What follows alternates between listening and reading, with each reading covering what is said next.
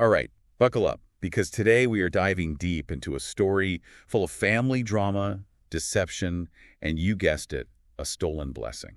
Oh, this is a good one. It is. We're in Genesis chapter 27, turning to the story of Jacob and Esau, using excerpts from My Christian Space as our guide. Always a good source. It is. So let's see what gems we can uncover. The story drops us right into a pivotal moment with Isaac, who is nearing the end of his life. Yeah. His eyesight is failing, yeah. But there's also this sense that he's not seeing everything clearly, metaphorically speaking, about the situation with his sons. Yeah, and the commentary really points that out. Unlike other patriarchs in the Bible who seem to have a sense of their impending death, Isaac doesn't. He seems a little, what's the word? Vulnerable. Uncertain. Yeah, uncertain, grappling with that human element of not knowing what the future holds. And it's in this state of vulnerability that he's about to make a huge decision. He calls for Esau, his eldest, intending to bestow on him, wait for it, the blessing. But here's where things get juicy. We, the audience, we already know that Esau traded his birthright to Jacob, a pretty significant detail that seems to have totally slipped Isaac's mind. Right, and we can't just gloss over that birthright. It wasn't like inheriting dad's favorite fishing rod or something. Really not. The birthright in ancient Israel had this huge spiritual dimension. It meant inheriting leadership, carrying on those covenant promises God made to Abraham. It's a big deal. And Esau, he traded all that for a bowl of soup, basically dismissing his spiritual inheritance. Wow. Okay, so Esau really messed up.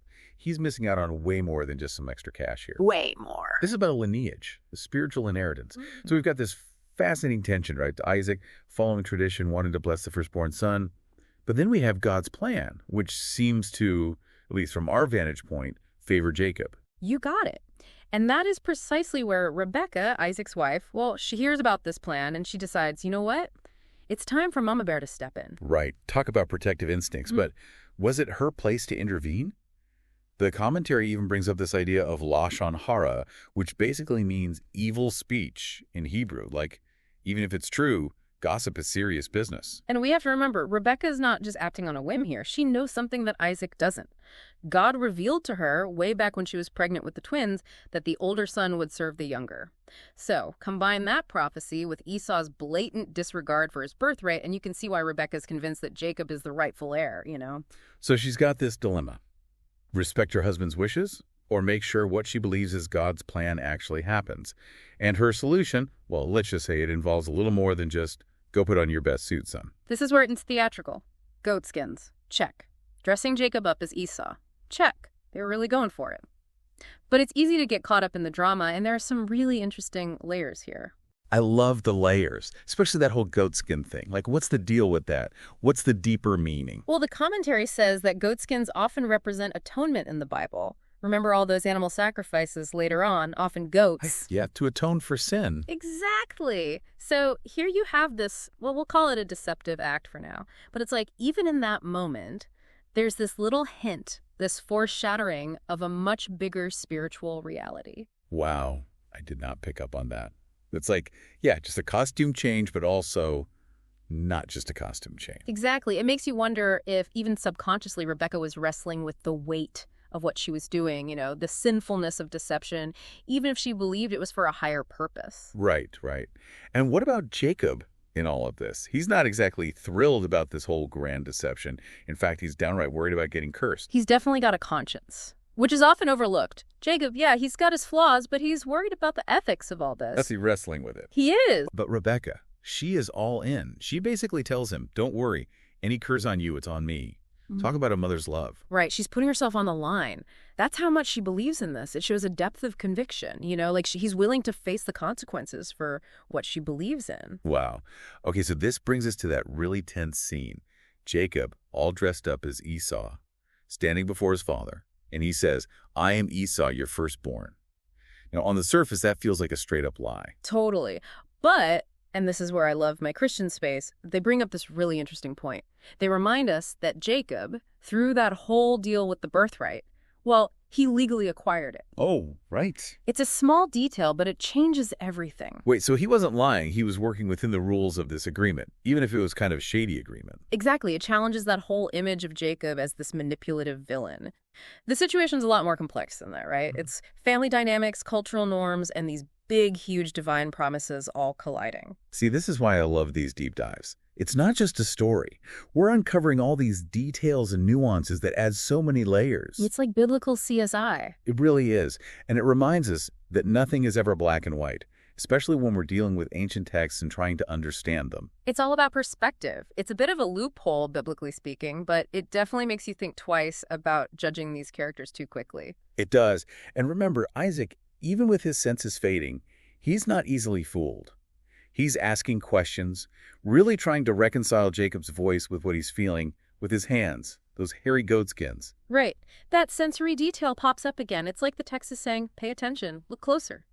Just like Isaac's trying to do, we're supposed to use all our senses, not just the physical ones, when we're trying to understand these events. Things aren't always what they seem. It's true. It's true. We could all use a little more of that in our lives, right? Yeah. Taking a step back, really looking before making a judgment. But anyway, in the end, Isaac, he's swayed by what he feels, and he gives the blessing, totally unaware that he's actually fulfilling God's plan. And that's where the real weight of this blessing comes in, because it's not just about, worldly riches or possessions. It's tied to something much bigger. Okay, I'm listening. The commentary really emphasizes this connection to the lineage of God's chosen people, the Israelites. It's not just a personal blessing. It has implications for generations to come. Wow. Okay, so then when Esau comes back, all excited, ready for his blessing, well, let's just say he is not happy. Not happy at all.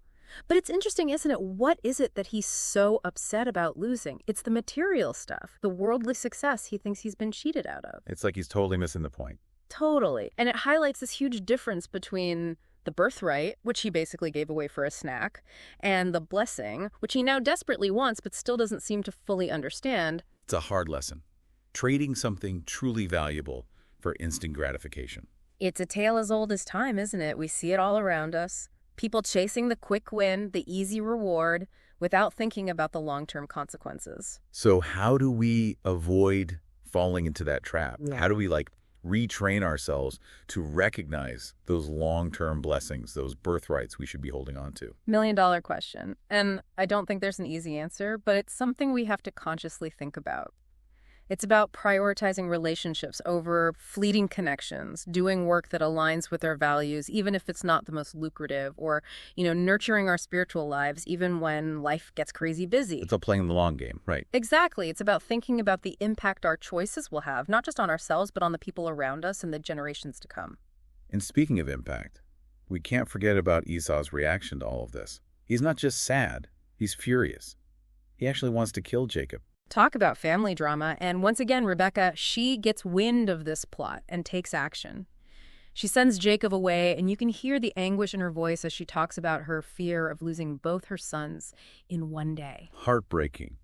It really shows the depth of a mother's love, even if her actions were questionable. Right. She's not necessarily condoning Jacob's deception, but she's trying to protect her son, trying to salvage some sort of future for both of them. It's that classic parental struggle, doing what you think is best, even when it's difficult. Absolutely. And that's what makes the stories so powerful and so relatable, even thousands of years later. It brings up all these questions about right and wrong, about free will versus destiny. It doesn't give us easy answers. It makes us think. It makes us wrestle with these big questions, just like the characters are wrestling with their own choices. Exactly. And that's what makes it so much more than just an ancient story. It's about family, faith, morality. It's about the human condition, which is something we can all relate to, no matter what our beliefs are. It's like, how do we ever really know if we're on the right path, Are we following our own desires, or are we actually in line with God's plan? Big questions, right? And that's what makes this story so powerful. It's not just some ancient soap opera, It gets at these universal truths that we're all still grappling with today. And the characters, they feel so real, so human. They make mistakes, they get jealous, they struggle with their choices. Exactly. They're not these perfect little saints. They're just trying to figure things out, just like us. And honestly, I think that makes them even more relatable. It does, because it reminds us that, we don't have to be perfect to be loved by God or to be part of God's plan. We're all a work in progress, right? 100%. And that's what makes studying these stories so interesting. It's not about putting these biblical figures on a pedestal.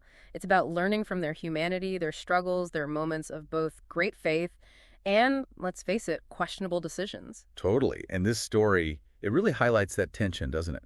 Between our free will and this idea that God has a plan. It definitely does. And it doesn't give us easy answers. It kind of leaves us with more questions, honestly, which I think is the point. It's an invitation to keep wrestling with these ideas, to keep digging deeper into the text and into our own lives and our own faith. Yeah, it's like this story is just one piece of a much bigger puzzle. Like, we've got to keep looking for the other pieces to see the whole picture. Absolutely. And that's the beauty of studying the Bible. There's always something more to uncover, something new to learn, something that might challenge our assumptions or give us a fresh perspective. It's a lifelong journey. Speaking of journeys, I think we've reached the end of ours for today, at least for this particular deep dive. But man, what a story. It's a classic, full of drama, intrigue, and those timeless questions that continue to resonate with us today. It reminds us that we're all part of this bigger story, this ongoing narrative of faith, family, and, well, trying to figure out this thing called life. Beautifully said. And who knows, maybe next time we'll uncover another hidden gem in the always surprising book of Genesis. Until then, keep digging deeper and asking those tough questions.